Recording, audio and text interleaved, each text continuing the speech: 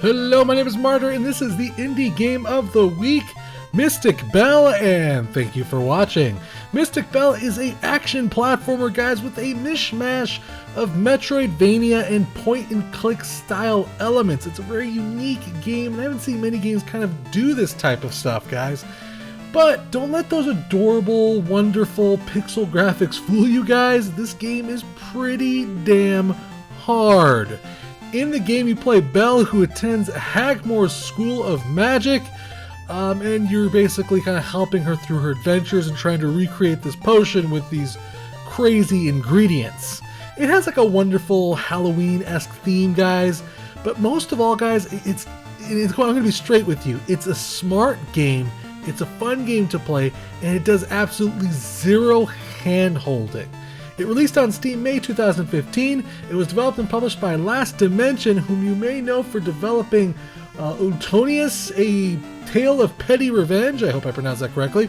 You can go ahead and get Mystik Belle on Steam for $12.99, guys. And as you can imagine, being Indie Game of the Week, I already give this game my stamp of approval off the bat, guys. It's so fun to look at, it's just fun to play, and it gives you plenty of bang for your buck, guys. So without further ado, we're going to go ahead and get into the game here. If you want, you can click on that big red button on the top left there. It says skip to the action, and it'll take you directly into the game. But otherwise, we're going to start off with the options, which there is some. Now, this is a pixel graphic game, so there really isn't as much, let's say, resolution control or things like that goes. You do have some controller support. Now, my Logitech controller did not work, but I used the X360 CE program, and my Logitech controller was immediately detected and immediately works. So I can imagine if you have an Xbox 360 controller, you're already set. But if you want, you can also download that program. Just Google it. But yeah, you have some sound sliders. You have window size. It basically goes to windowed and full. You have some language support here. I'm not going to even try to tell you what language that is. I'm not going to even try it.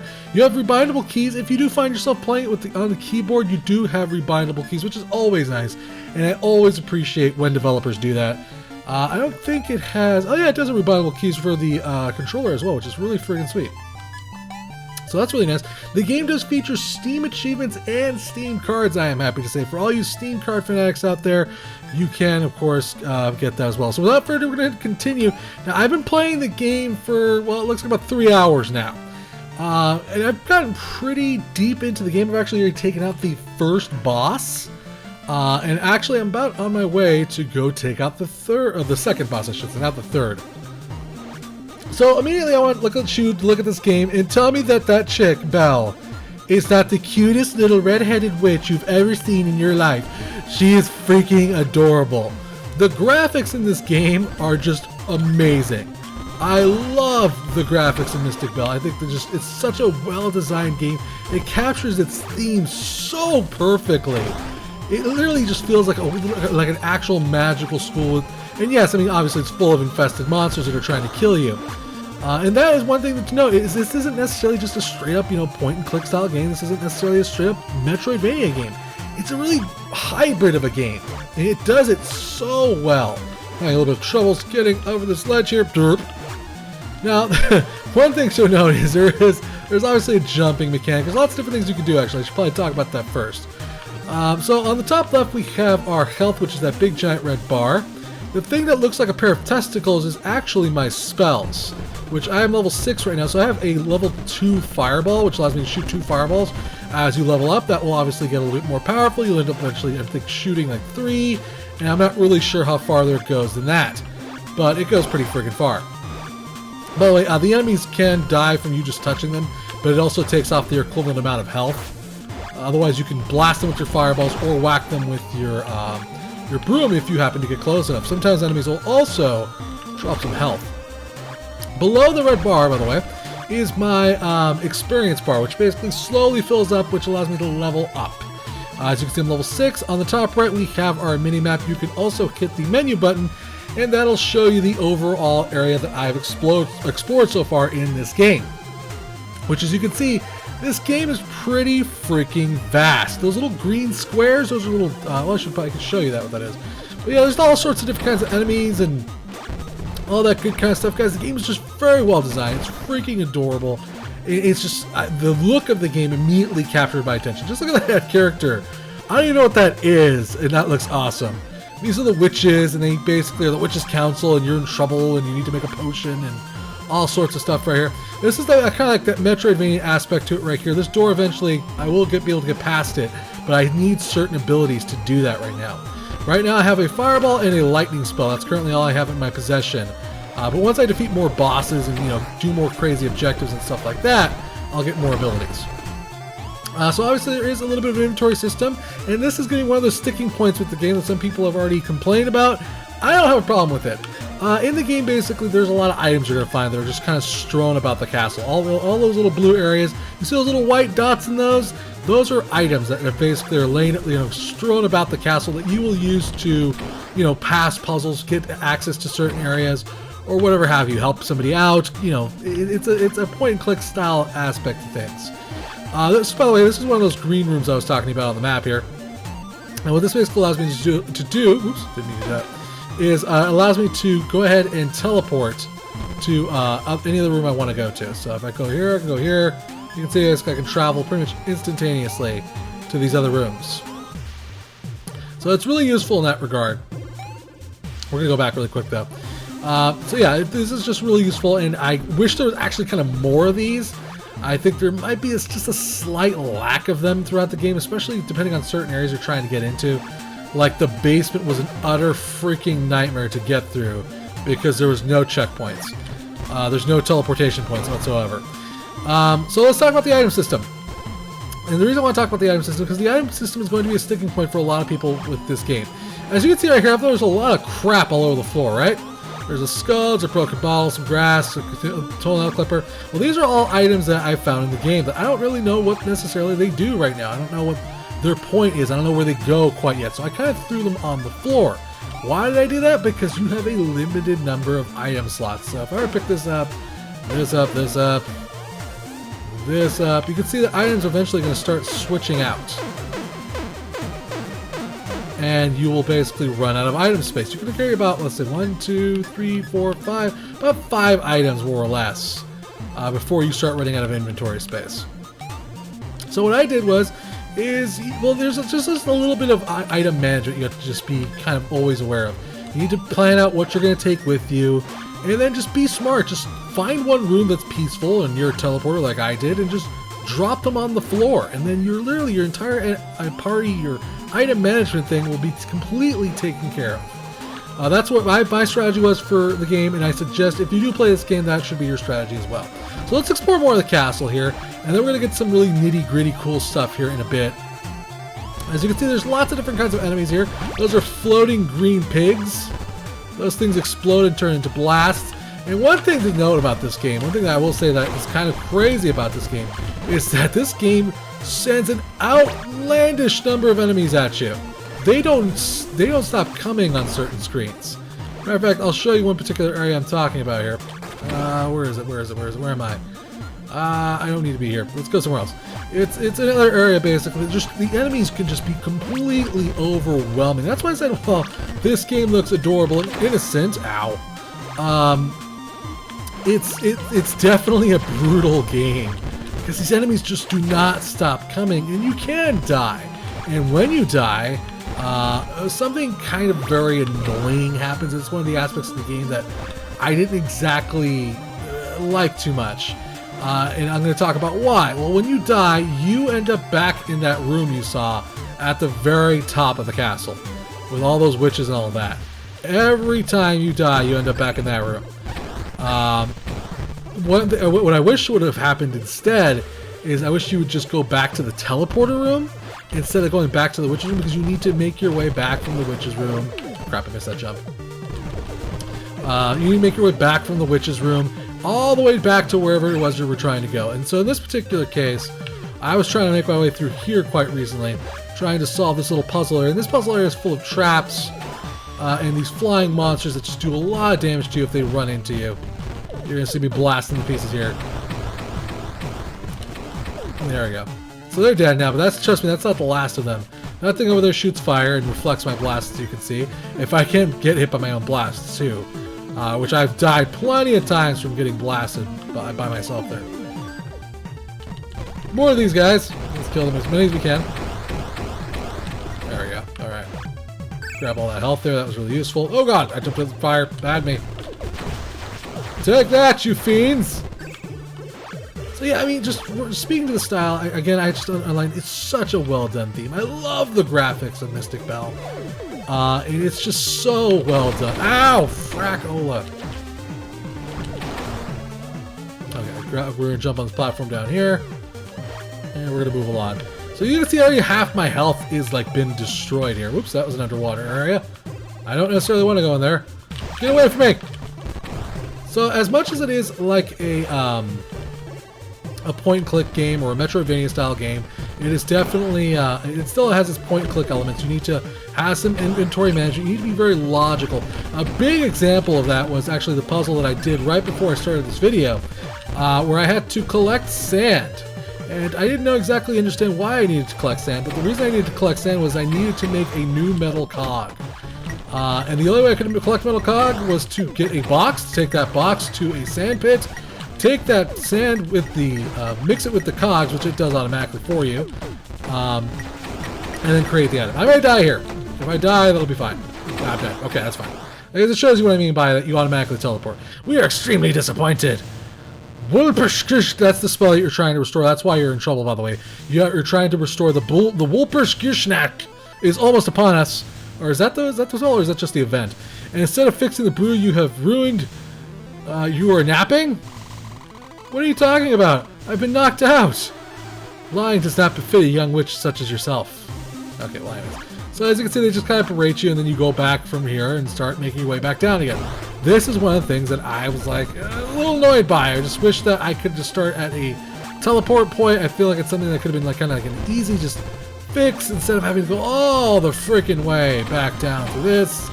You know, flying my way downwards just to make my way back to this room. So without further ado, we're going to actually show you one of the 8 bosses in this game. And I've actually specifically paused the game at this particular moment. I should mention there's other areas outside the castle. There's like a forest, and there's like an underwater area, and those are all really dope and neat, and have their own designs to them and their own enemies. And there's lots of cool looking enemies in this game, lots of cool designs in this game. It's very well done. The music is fantastic. It's just all so well done, guys. So right here, one of the ingredients for the potions that you're trying to restore is a werewolf. Werewolf's nail. I forgot to bring the nail clippers. But, what you basically need to do is, this guy's a werewolf right here. Basically, you can see he'll admit to that. So, werewolf, how long you been one? Since I was a little boy, Miss McFay. I lock myself away every full moon, but I can still feel it calling me. Okay, so we need to open up these shutters, but if we go over here, this lever shutter mechanism appears rusted. I would try forcing the lever, but it looks pretty flimsy. I need some oil to get it going. So I need to find oil somewhere throughout this castle. And I actually did, after quite a while of searching around. I did find a can of oil, as you can imagine, right here. So we're going to walk over this. She's going to say the same thing twice. This time we're going to access our inventory, and we're going to say use. Let's see. Let's oil this beast with this greasy crap, and done. Oh, I should mention is that despite its little cheeky looks and its very almost kind of kid-friendly theme in a weird way, there's some dialogue in this game that is a little naughty, but to be honest with you, it's never done like grossly. It's just mostly meant to be funny, and the game actually is very enjoyable. The dialogue, the story, the characters, I really like them a lot, and they have a lot of personality. So let's go ahead and do this. Well, here goes nothing. I'm probably gonna die, by the way, because this guy's gonna transform into a werewolf, and I've never fought. Oh god, why is it always the head? Oh god, oh god. Oh god. Back off, dude. Oh god, I'm gonna die. I'm gonna die. I'm gonna die. I'm gonna die. Oh god! Wait, what the? I'm behind him? Turn around! Oh god! Oh god! Oh god! I'm probably gonna die. I'm probably gonna die. Please die. Oh my god. He's getting pissed off. He's getting very angry. Oh, I'm dead. Oh, I died. Oh, I'm dead. Totally dead. Yes, we know you're extremely disappointed with me. I got my ass kicked. I know. Thank you very much. So that was just one of the first bosses. To be fair, I'd never really experience how to fight him. I didn't know what his weakness was. His weakness apparently is his head. There's absolutely no hand-holding in this game. This game is kind of brutal. I would say this game isn't kid-friendly because this game requires a lot of logic thinking, like the entire sand cog thing. I just kind of, I'm like, wait a minute. I'm like, maybe I could use this to kind of make a mold, and I kind of figured out, the only reason I knew that is because I'm kind of a geek, and I know a little bit about blacksmithing, mostly due to role-playing. And it's just that kind of logic that you need to have. It didn't hint at that. There's sometimes little hints thrown about the game. You can basically talk to some NPCs, and most of the time they'll give you little hints as what you need to do next. But for the most part, you kind of need to figure this stuff out for yourself. There's absolutely zero hand-holding in this game right now. I just want to show you some quick other areas, and then we'll take another whack at that werewolf, because I feel like the art of this game is just so well done that it deserves to be kind of shown off. You can see there's that sand thing I was talking to you guys about. And actually up ahead over here is also the blacksmith. But yeah, it's just a very well done game. I haven't really run into too many bugs in this game at all. It's very well designed. The music is great, as you can hear. The sound effects are fantastic. Art style is phenomenal. I can't get over how phenomenal the art style is. This is where I made the cog here to open up the shutters. And over here, there are some of the enemies of the forest. Let's kill them. So as you'll see, basically, as I start killing enemies, by the way, that little white bar will start filling up. And one thing I will say is that to level up in this game, it is a little bit grindy. So as you can see, like, I'm starting to kill some enemies here. I'm starting to get a little bit of that white bar. But the game basically it's a little grindy when it comes to its leveling system. It expects you to do quite a bit of unnecessary grinding. It can be a little bit annoying sometimes. The entire leveling aspect to it. You need to really kind of find an area, not necessarily exploit the game, but find an area that you can just kind of repeatedly kill enemies over and over again. So as you can see, like, these green ghosts here are going to keep constantly coming backwards and forwards.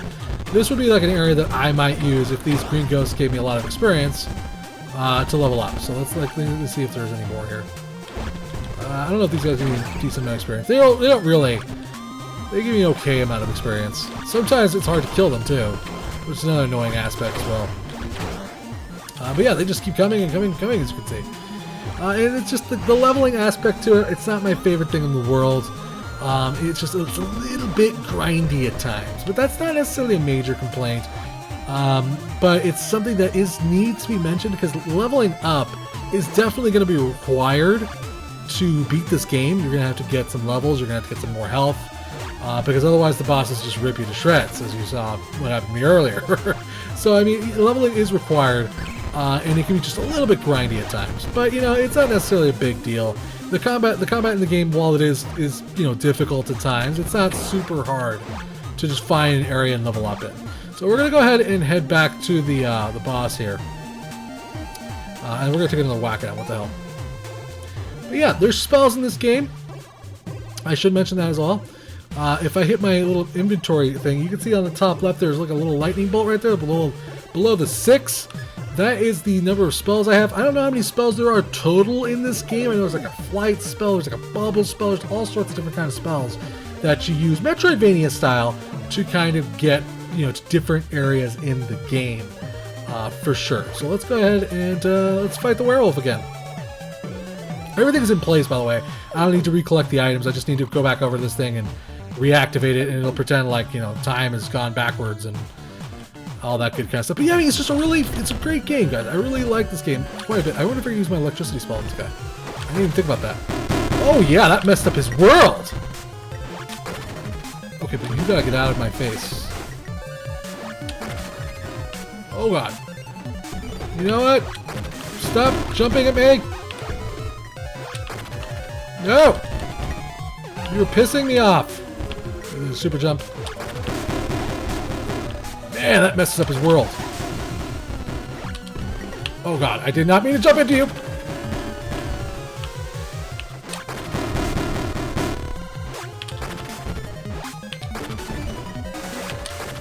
Oh god, I might win this one. I'm not sure. Oh no! Wait, what? What? No, he died! He totally died! He was exploding! Bullshit! Bullshit, I say! Oh, come on! Had I just stayed alive just a little bit longer, I would have won that fight. Oh, man. Son of a biscuit. Alright, we're gonna try it one more time. If we can't do it, that's okay. Hopefully I won't be able to do it this time. I think I got a good strategy using my my electricity spell against him. I didn't think I could use that against him. I thought I could only use that against doors. Is he a werewolf? Maybe it did count. Totally didn't. Gosh dang it all! Okay, that's fine. That's fine. It happens. Shit happens, right?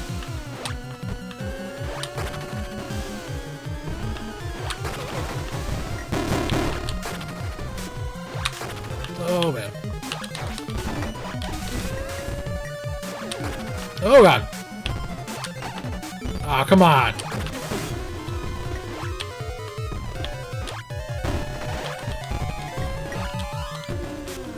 Oh, God. I'm dead. I'm totally gonna die. Yep, totally gonna die. Oh, come on. I'm totally dead. Yeah, dead. But I think I got a good strategy. It'll take me a couple times to defeat him. The bosses aren't necessarily easy, that's for damn sure. And a lot of them have very different kind of, you know, attacks and things like that, guys. But yeah, it's a really cool game, guys. It's a very well done point-and-click Metroidvania mishmash, guys. It's just really well designed. It's beautiful to look at.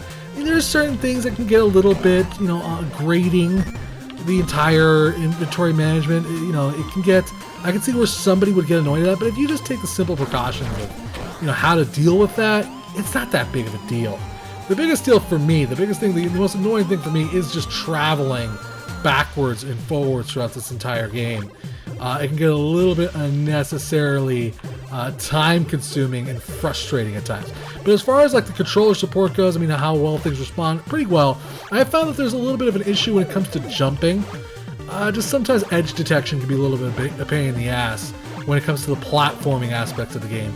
And that's just something that I noticed as I was playing the game. But you know, it's not like you're losing. It's not all you're gonna beat the game. There's no game over screen. You're not gonna run out of lives.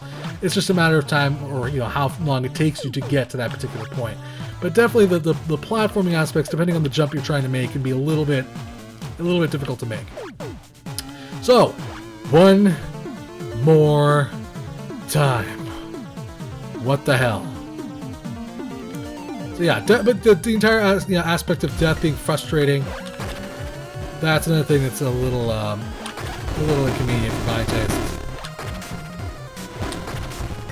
Oh god. Oh god, okay. Okay, gotta be a distance away from him for that spell to hit. Oh! Oh, I gotta get farther away from him, man. Oh, come on. I will beat him, it's just gonna take me a while. Sometimes you do it on camera, sometimes you don't, guys. But I think that's where I'm going to leave it off, guys. I mean, it's a really fun game. Lots of cool spells, lots of style and charm, great music, great pixel art, guys. If you could just get over some of the little inconveniences here, I mean, no game is perfect. But this game has a lot of awesomeness to offer, and also gives you plenty of bang for your buck. It's a pretty long game here. I've been playing it for about 3 hours, and I probably have only, like I said, I've only beaten the second boss, and there's 8 bosses total. So I would guess anywhere from, you know, 8 to 10 hours worth of game time, depending on how long you take to solve the puzzles, how long you take to explore the castle. I would think that's about how much you're going to get out of the game. As far as replay value overall goes, I don't know if there's like a new game plus mode or anything like that goes. I think you just kind of beat it and it's a done type of deal, guys. But I still think it's a really fun game. I think it's just a really well done game. And I wish this game would have gotten more attention because of how awesome it is. I love the style. I love the theme. It's just so well done, guys. And I think you will enjoy it too, guys. So I want to say a big thanks to the developer for making this cool game and a chance to check out this cool game, guys. Thank you for watching. Remember to subscribe and share, guys, and I'll keep bringing you awesome indie games, guys. If you really enjoyed this video, maybe consider hitting up that tip jar. If you're feeling generous of heart, all tips go to improving the channel or future giveaways. Till next time, guys, play more indie games.